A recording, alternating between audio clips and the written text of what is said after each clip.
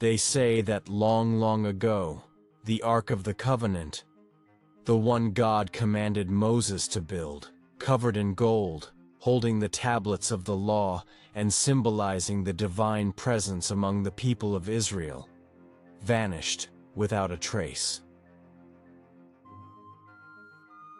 Some say it was stolen by powerful enemies and taken to a faraway kingdom.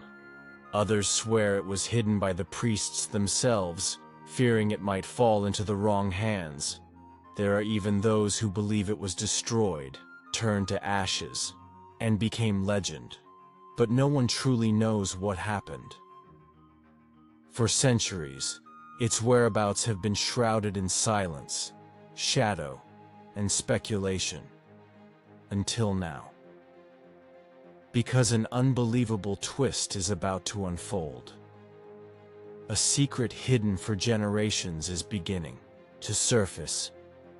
And it might change everything humanity believes about faith, power, and its own destiny. Maybe the Ark never disappeared. Maybe it was protected. Or maybe it was waiting. Waiting to choose when and with whom it would reappear. The sun rose slowly over the Sahara Desert, painting the horizon in gold and crimson. The wind lifted the finest grains of sand, as if the centuries themselves were whispering secrets long forgotten. There, among dunes that seemed endless, a group of archaeologists was setting up camp. But this was no ordinary dig. There were no official permits, no backing from universities or museums. Everything had been funded by a private foundation whose name no one dared to speak aloud. Only the initials, AEI. The expedition was led by Dr. Helena Navarro, a specialist in biblical archaeology and dead languages. Sharp eyes, a steady voice, and a quiet faith in things science couldn't quite explain.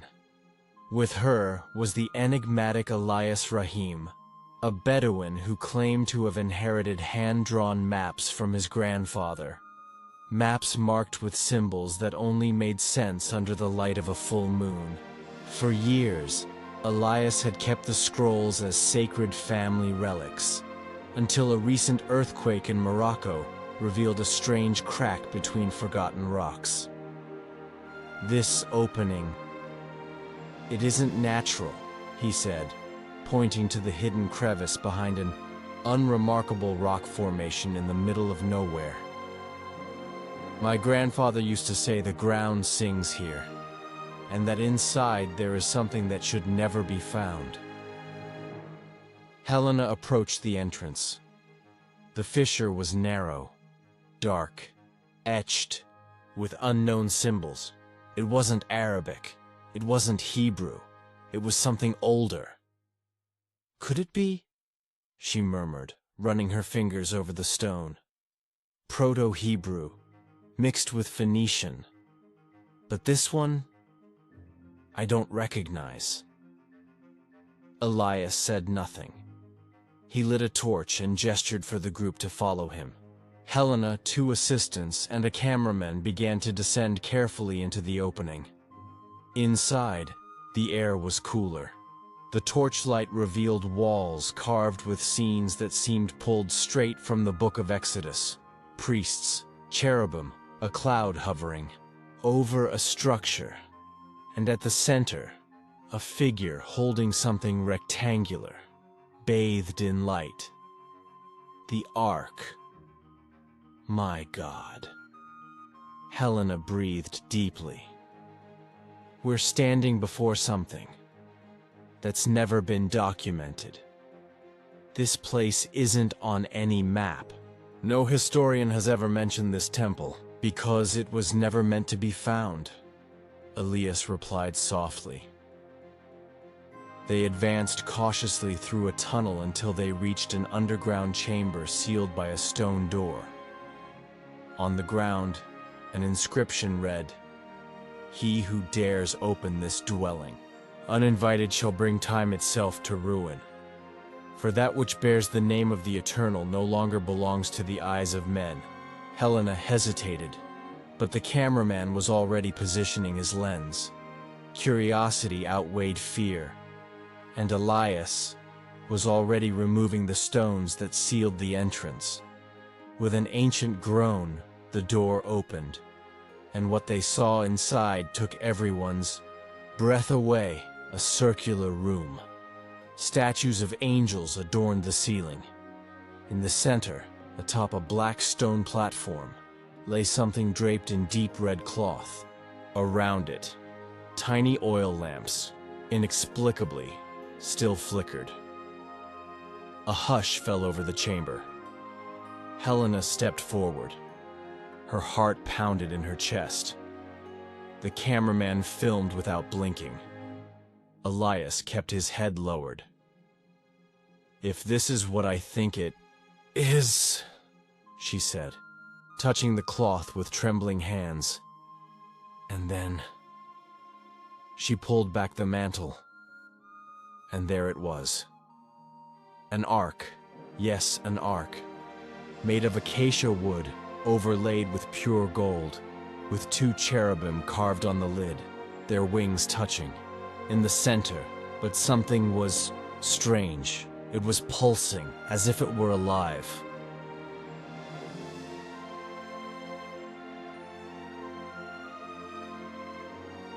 The lamplight danced along the chamber walls, casting flickering shadows over their stunned faces.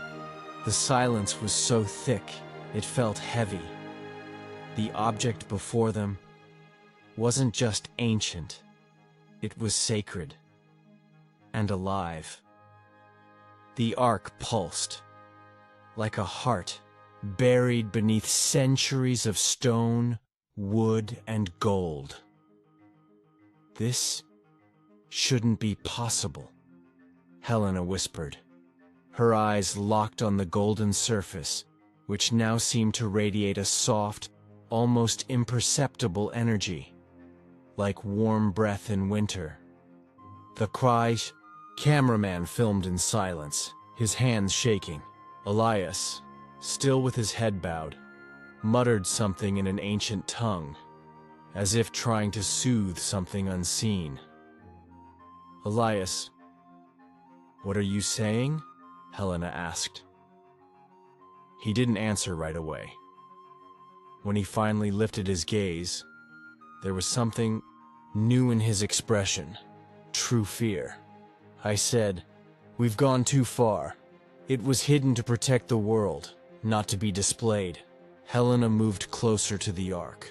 When she touched it, a small spark leapt into her fingers, like static, but warm, alive, like breath. She pulled back. "It's as if it recognizes me," she said, trying to stay calm. Then the unexpected happened. A sound. Low, deep, resonating from the walls, like an ancient chant. A melody without a source, filling the entire space. A forgotten language. A prayer from the dawn of time. The oil lamps flared brighter, as if reignited from within. The cameraman fell to his knees, weeping. He didn't know why, only that an overwhelming feeling of love, power, and awe had overtaken him, as if his soul were being washed by something greater than himself. Helena, wide-eyed, slowly circled the ark. That's when she saw it. On the backside, carved with impossible precision, was a symbol. 3 letters. Ancient. Hebrew. But the style was even older than anything she had ever seen. She pulled a notebook from her pocket and began to sketch. "Elias, this isn't just Hebrew. It predates the Torah. It's like the origin of the word." He nodded. "You still don't understand, Doctor. This ark, it's not just an artifact. It's a link. A gate. A chill ran down Helena's spine. A gate. To what? Elias stepped toward the wall, placing his hand on the engravings, which had begun to glow with a faint, inner light. Between worlds, between times, between man and the eternal. Suddenly, a soft tremor shook the ground. Grains of sand in the corners began to swirl, forming concentric circles around the ark. The stones of the chamber resonated, like breathing, and then the voice. Not an audible voice, but one that echoed inside each of them. A sound that bypassed the ears and struck the heart. Return. This is not the time. Helena stumbled backward. The cameraman collapsed. Elias wept quietly, reciting verses of forgotten psalms. The ark emitted one final pulse, deep, powerful, sacred. And then, silence. The light dimmed to normal. The chanting ceased. The walls became only stone again. And the ark seemed to fall back asleep. Helena sat on the ground, gasping for breath, yet her eyes shimmered with something new. "We have to bring this to the world," she said. Elias looked at her with sorrow. "If you do that, the world will never be the same."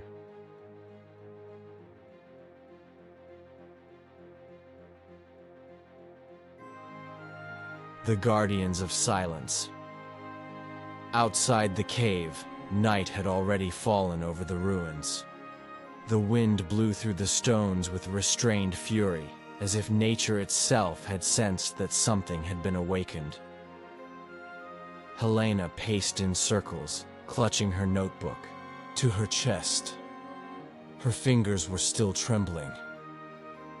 "We can't just go back to camp and pretend nothing happened," she said, staring at Elias. He remained silent, eyes fixed on the sky, a sky that held no stars that night. "You knew this could happen," she continued, "didn't you?" Elias took a deep breath. The night breeze made his robe sway gently, as if time itself had stopped around him. "Yes. But I hoped it wouldn't be with you." Helena frowned. "With me?" For centuries, ancient prophecies spoke of the woman who would bring to light the path between worlds. The one who could decipher the symbols, who would hear the voice and not lose her mind. She stepped back, as if the words had struck her chest like a blow. "You're saying this is destiny? I don't believe in that. I'm a scientist." "You're more than that," Elias replied. "And now, there's no turning back." Suddenly, the sound of engines, headlights cut through the darkness. 3 military jeeps appeared out of nowhere, raising dust and tension. Men stepped out, dressed in black, no insignias, armed. From the first vehicle, a tall man emerged, wearing a gray suit, white hair, and a face made of steel. He walked like someone who already knew exactly what he had come for. Helena recognized him instantly. "Director Niels." The man nodded, expressionless. "Dr. Helena, excellent work. The AEI Foundation is deeply satisfied." Elias stepped forward, protective. "You knew what you were looking for." Niels gave a humorless smile. "We knew there was a portal, a connection to something ancient, but we didn't expect it to still be awake." He turned to Helena. "That's why you're so valuable, Doctor. Only you activated it. Only you survived." 2 men approached the cave entrance, instruments in hand. Helena's heart sank. "You can't touch it," You can't take the Ark. We've removed far more dangerous things from far less protected places, Niels said coldly. This Ark belongs to no religion. It belongs to the world, and now, to our project. Project? She whispered. Project Ether, he answered. The study of crossings between realms, and perhaps control over them. Helena looked at Elias, desperate. They want to use it as a weapon. Elias simply nodded, but before any action could be taken, something happened. A wave of energy burst from the cave, silent, invisible, but overwhelming. The vehicle lights shut off. Radios screeched. The men dropped to their knees, screaming, covering their ears, though no sound could be heard. At the center of it all, the Ark glowed again, not golden this time, but with a white light, pure, almost alive. A voice echoed in Helena's heart. If I am taken from the silence, time will split open, and what is bound may walk among the living. Helena fell to her knees. Tears streamed down her cheeks, but her face was filled with peace. She knew now. She wasn't just an archaeologist, she was a guardian. You can't take it, she said firmly, looking straight at Niels, who was still staggering. She has chosen.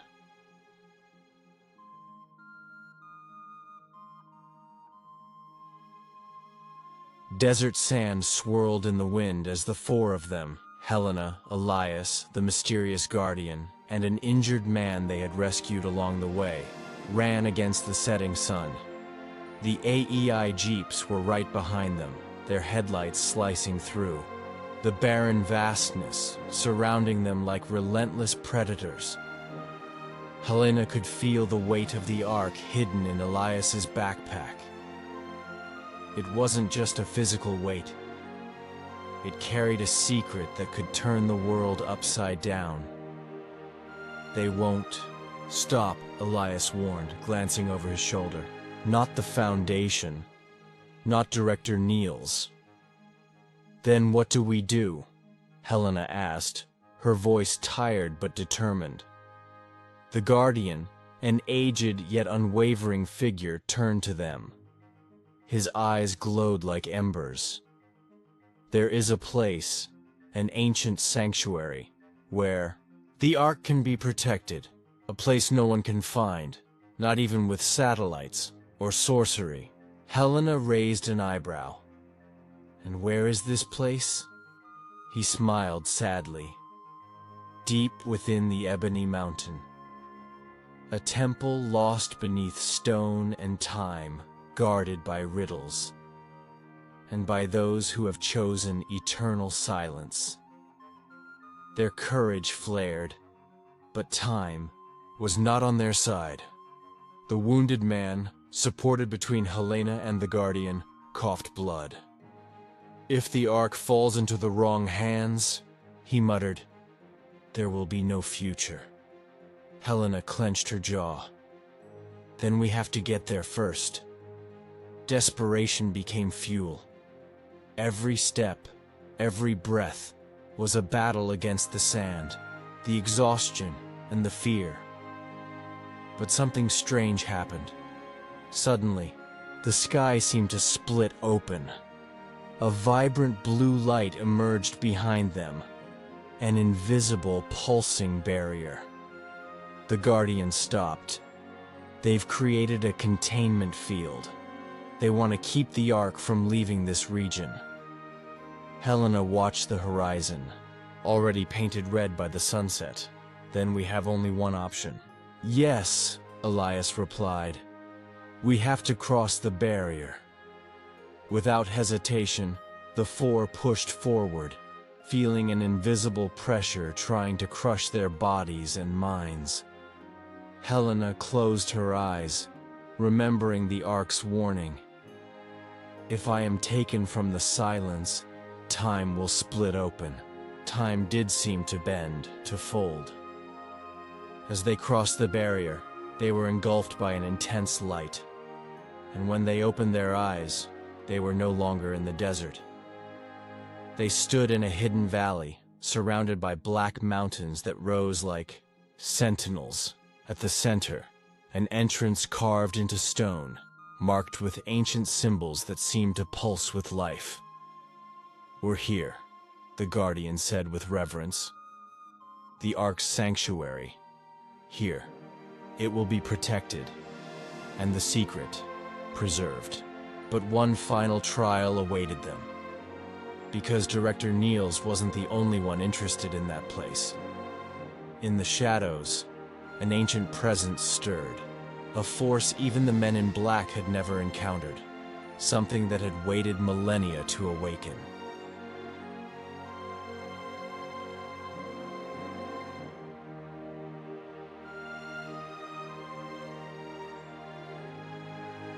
The air inside the sanctuary was heavy, laden with the weight of centuries.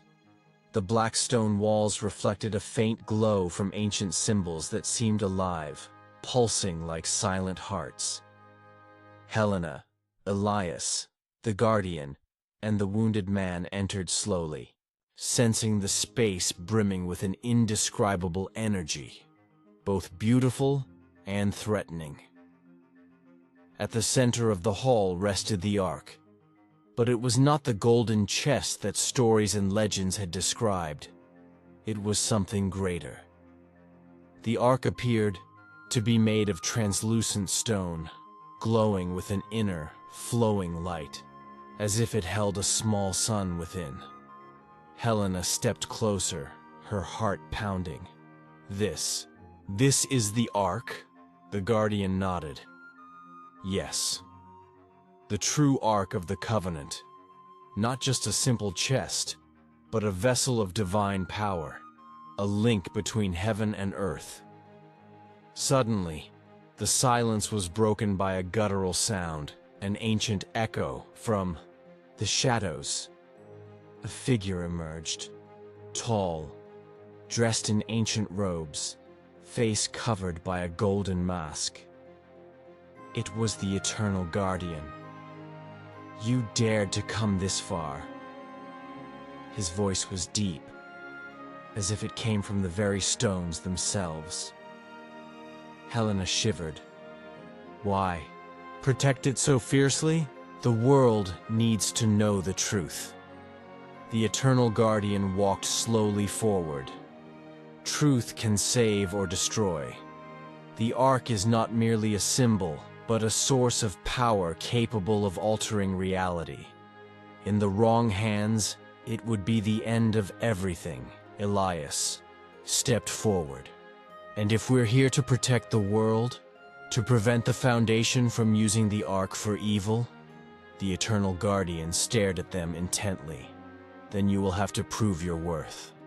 A glow emanated from the Ark, enveloping the group. Each was surrounded by images, visions of history, creation, downfall, hope. Helena saw flashes of choices, sacrifices, love, and war. When the lights faded, the Guardian spoke. "Now it's your turn.